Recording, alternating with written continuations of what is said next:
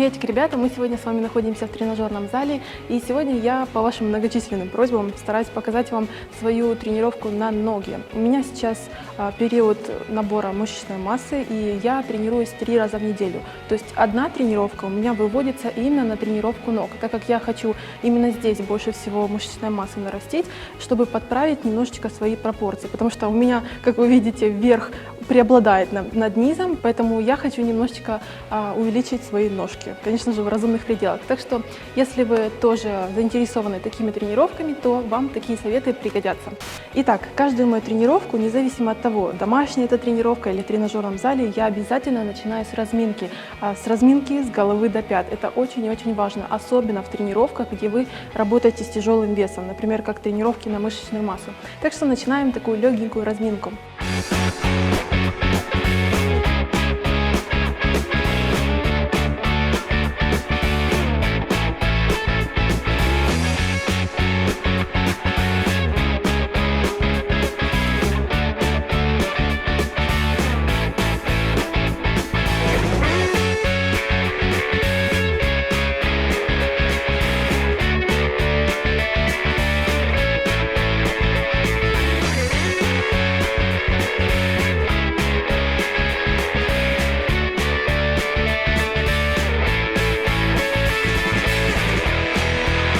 Ну что, с разминкой мы закончили. Вы хотя бы должны немножечко устать во время вашей разминки, вот до первого пота. И теперь мы начинаем нашу силовую тренировку. Начну я ее с гиперэкстензии, потому что тренировка ног – это в первую очередь большая нагрузка на спину. И спина в этот момент должна быть хорошо разогрета, она должна быть как бы столбом вашей опоры.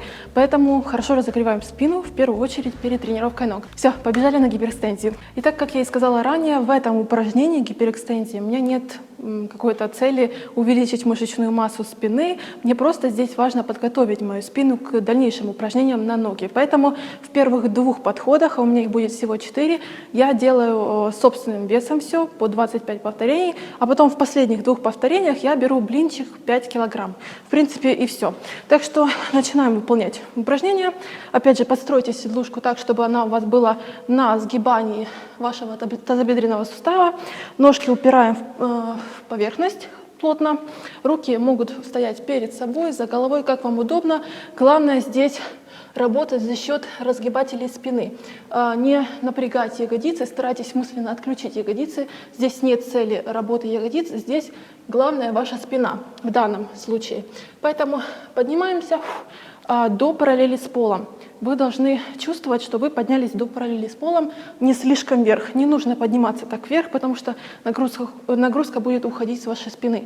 Опускаемся как можно ниже, чувствуем, что спинка растянулась, при этом поясница остается прямой.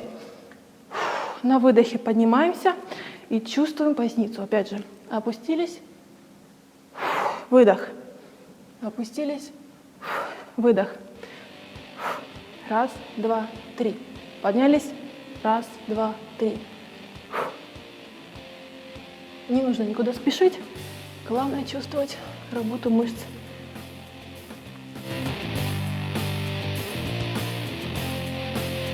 Так, первый подход есть. В этом упражнении между подходами я отдыхаю максимум 30 секунд и сразу же приступаю к следующему подходу. У меня сейчас будет 3-й, поэтому я беру уже блинчик. Вы можете брать гантели, мне удобно именно с блином. Главное, не слишком близко к себе его прижимать, чтобы не запачкаться. И мы так же само опускаемся низко, поднимаемся. Блинчик на уровне груди, поднялись.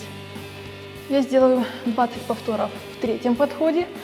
И в 4-м, самом последнем, 15 повторений.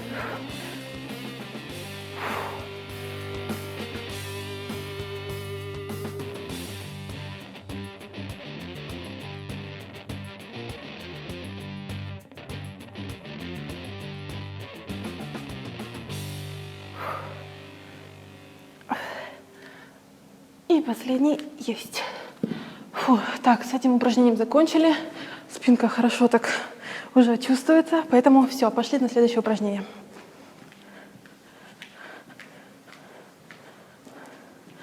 Так, ну что, первое мое упражнение будет это жим ногами. Вообще я стараюсь чередовать приседания со штангой и жим ногами.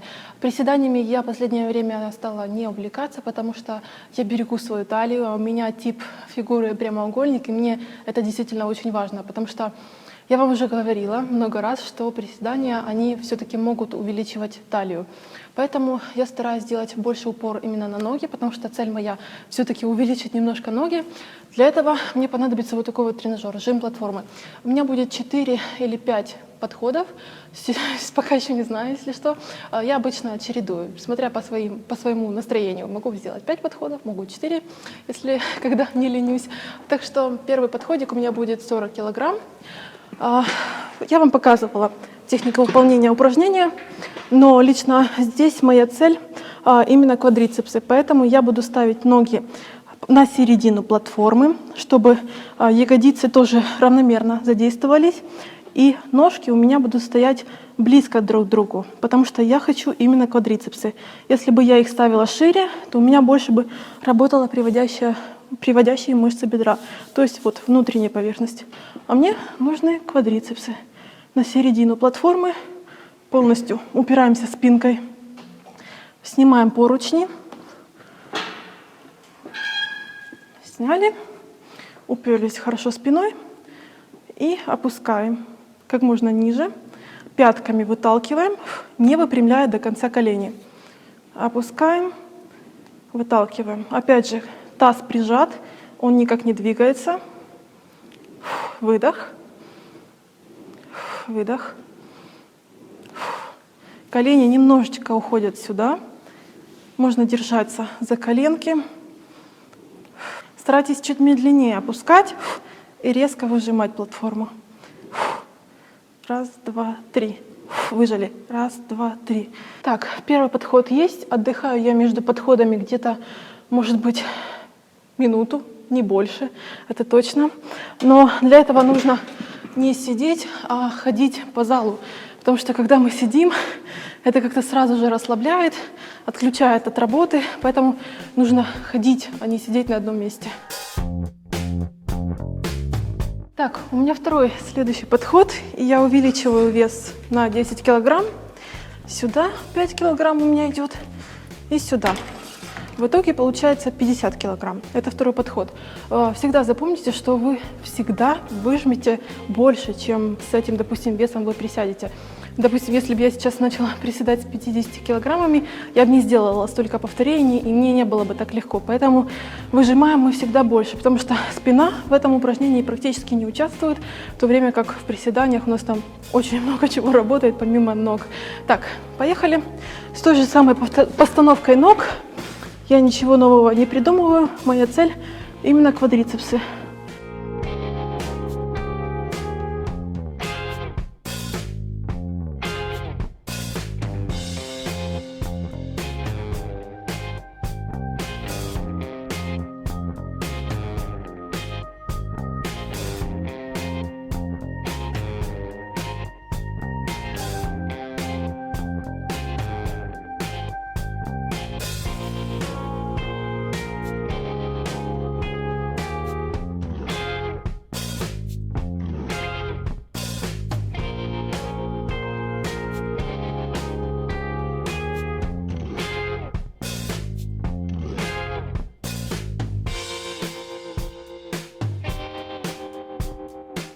Так, последний повтор у меня самый такой тяжелый, поэтому я по десятке добавляю.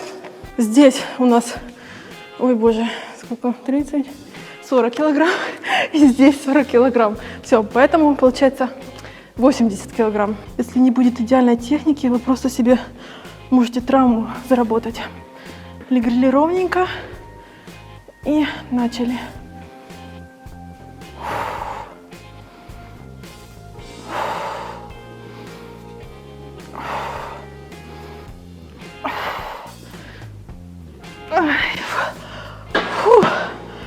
О, хорошо. Встаем. Кстати говоря, между подходами, когда вот я чувствую, что у меня мышцы забились и уже прям вообще горят, я обязательно растягиваю. В данном случае я работала на квадрицепсы, поэтому лучший способ вот так вот потянуть поверхность бедра, Просто тянем к себе носочек. Можно задержаться в таком положении. Когда начинают трясти ноги между упражнениями или особенно в конце тренировки, не бойтесь, это вы достигли такого, как можно сказать, отказа в мышцах, и это лучшее, что может с вами произойти. Значит, вы хорошо поработали. Все, сразу же отдыхаю где-то минуту между вот такими сложными упражнениями. Готовлю следующий вес для следующего упражнения и бежим. Мне понадобится для следующего упражнения степ-платформы. Вообще можно, конечно, без них выполнять упражнения, но мне больше нравится именно так. Я ставлю их где-то чуть шире плеч, чтобы я примерно вот так вот стояла, да? Ноги как можно шире, как в приседаниях плие. Поэтому теперь посерединке я ставлю вначале поменьше вес. Вот я уже приготовила, у меня здесь 4 гантели, все как положено. Сразу готовьте вес, чтобы потом не бегать, ни у кого-то не просить, не забирать какие-то гантели. Приготовили себе и знаете, что у вас их никто не заберет. Так, первый мой вес будет 12,5 здесь килограмм. Первый подходик. И я буду делать такие вот приседания плие с возвышенностью. Опять же, если у вас нет какой-то возвышенности, я раньше делала между беговыми дорожками, становилась так, чтобы был провал какой-то внизу. И так мы будем задействовать внутреннюю поверхность бедра. Конечно же, будут еще работать ягодицы, очень хорошо будут растягиваться. Но моя здесь цель именно внутренняя поверхность бедра. Поэтому я как можно шире расставляю ноги. Смотрите, чтобы вы не свалились. Вот так вот можно где-то.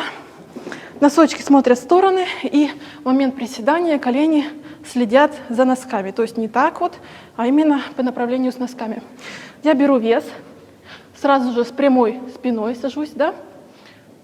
Стою, напрягаю квадрицепсы, напрягаю ножки. Моя цель здесь именно ноги. С прямой спиной, отводя таз назад, я сажусь как можно ниже. Вот, мой таз как можно ниже опускается, ниже колен. Выдох. Опускаемся. Выдох. Следим за спиной.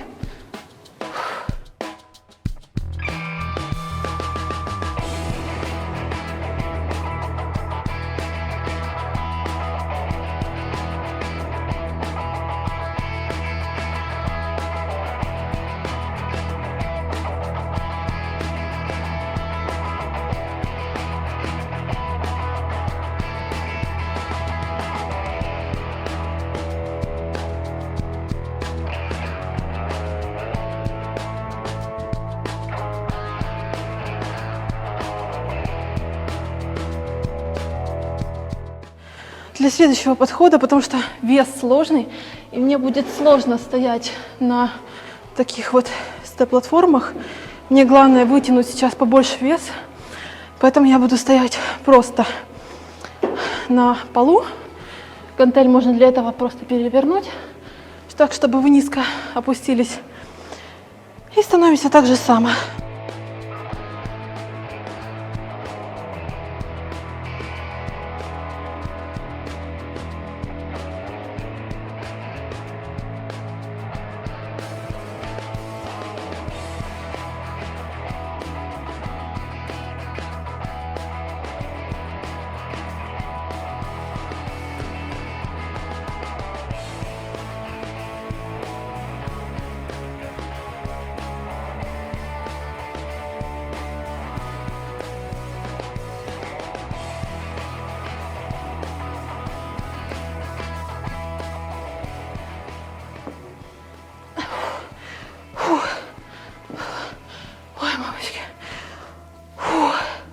Отлично.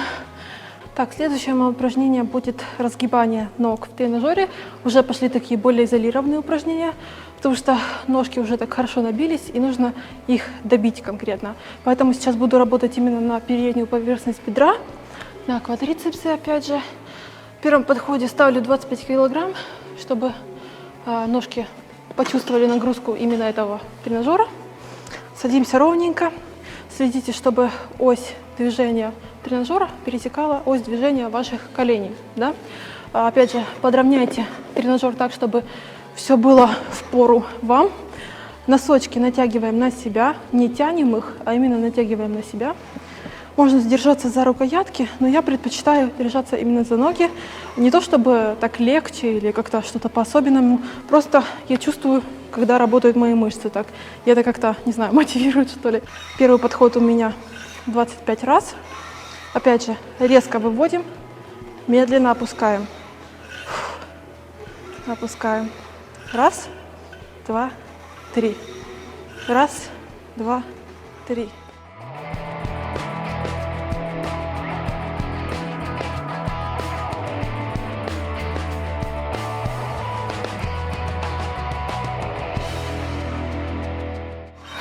Вот ноги уже начинают дрожать. Это хорошо.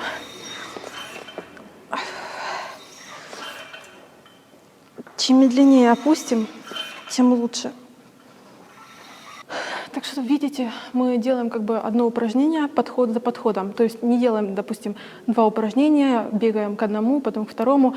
Это нужно для того, чтобы вот самое главное, во время того, как вы работаете над упражнениями именно для роста мышц, чтобы ваши мышцы не остывали. Потому что чем больше мы, допустим, даем им отдыха в каком-то упражнении, тем они больше остывают, как-то нагрузка спадает, и это совершенно не то. Поэтому я вам советую именно, если вы работаете на массу, делать именно подход за подходом.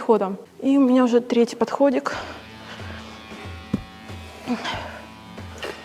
Хотя бы 12 раз.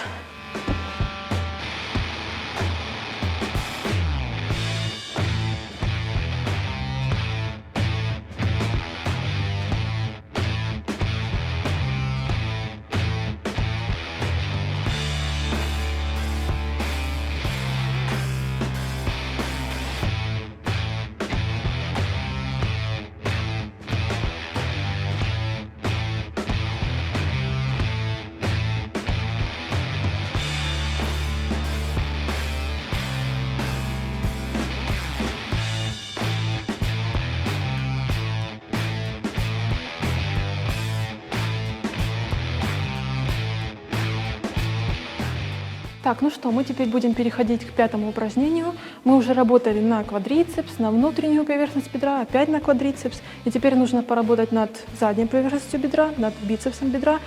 И я сейчас буду делать мое самое, наверное, любимое упражнение. Это мертвая тяга или румынская тяга.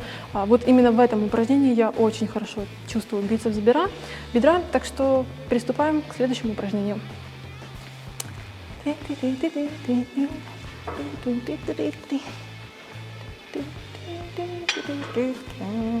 Так, в этом упражнении помимо штанги, естественно, и блинчиков, мне понадобятся еще лямки для рук, потому что в итоге в последних подходах, когда мне будет тяжело поднимать вес, первым делом будет сдавать не моя спина, не мои бицепсы бедра, а именно руки. Руки в первую очередь будут отказывать, и я не смогу потянуть, хотя смогла бы. Поэтому в последних подходах я буду использовать лямки.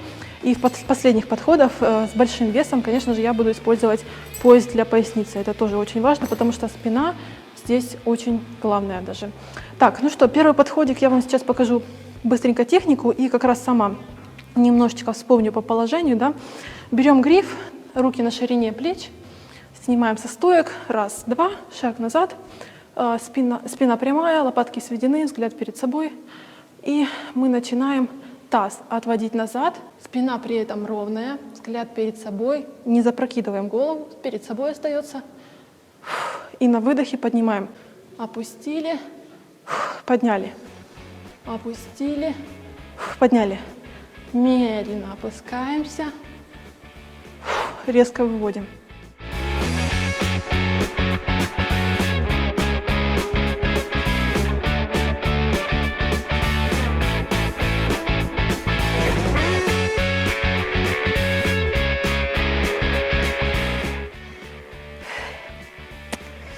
Кстати говоря, кто еще не смотрел мои дневники питания, я помимо тренировок еще выставляю свои дневники питания, как я питаюсь в этот период, мясо набора, как все любят говорить, в общем, прибавление мяска в нашем теле. Поэтому, да, тоже питание, конечно, здесь играет огромнейшую роль, наверное, я даже сказала бы 70% из 100 это именно питание.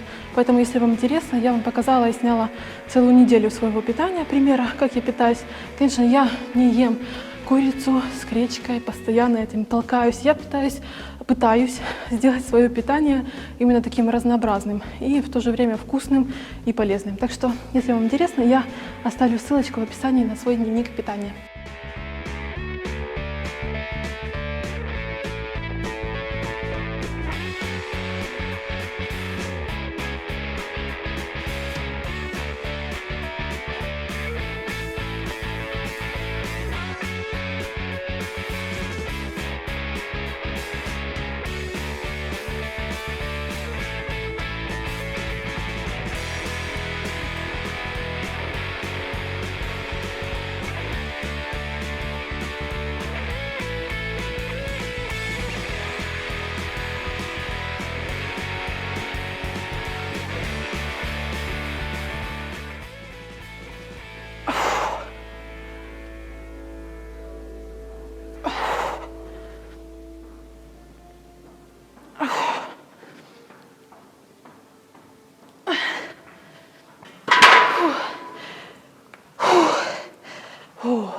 Вот в последних подходах, если вы меня понимаете, вот руки реально сдают и тянешь только с помощью вот этих вот лямок, потому что уже нереально. Отлично. Ну что, у меня осталось только одно упражнение, оно самое легкое, но все-таки я не игнорирую свои икры, я их тоже постараюсь немножко увеличивать, потому что, чтобы ноги выглядели как-то более гармонично, иначе если у нас будут такие вот тростиночки, вот здесь будут огромные накачанные ноги, а здесь тростинки, это, конечно, некрасиво, поэтому я просто буду вставать на носочки вместе с гантельками. Так, ну что, первый подходик я сделаю просто со своим личным весом. Я обычно становлюсь на какую-то платформу, силовую раму, просто чтобы была какая-то возвышенность. Я делаю классический вариант, просто с ровными ногами поставленными, то есть без вот таких вот вариантов, плие, каких-то там еще странных, как балерины. Просто ровненько ставлю на носки ступни и поднимаюсь на носочки, так, чтобы напрягались икры. Сделаю так раз 30. В первом подходике. А потом на каждую ногу я вон возьму гантельку по 4 килограмма и буду над одной ногой работать.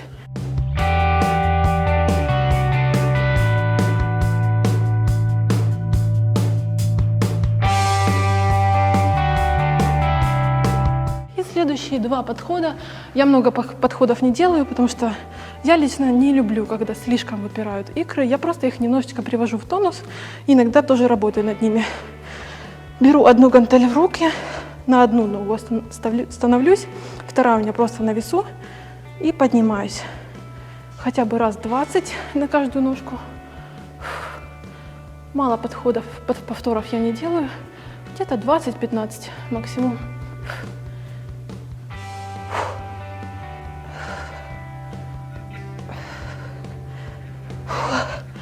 Есть. Вот, кстати, по поводу, если вы видели когда-то тренажер именно для икр, он, кстати, здесь есть, но я, вот честно, я не люблю такой тренажер. Вот именно там я не чувствую икр, когда сидишь просто и поднимаешь там какой-то валик вместе с весом. А вот именно так мои икры просто убиваются напрочь, и потом я где-то 2-4 дня хожу просто на носочках. Ну что, ребят, вот и вся моя тренировка на ноги, на мышечный прирост ног. Если вам мои советы пригодились, я буду очень рада. Обязательно напишите в этом комментарии. Не забывайте, что у меня также есть мой дневник питания на массу, на мышечную массу, так что тоже заглядывайте туда. Я обещаю, что я еще несколько буду тренировок таких снимать, потому что у меня 3 дня в неделю тренировки. Следующая будет тоже совсем скоро, так что подписывайтесь на мой канал, если вы еще этого не сделали, и следите за всеми обновлениями на моем канале. А я вас люблю, всем удачи, пока-пока!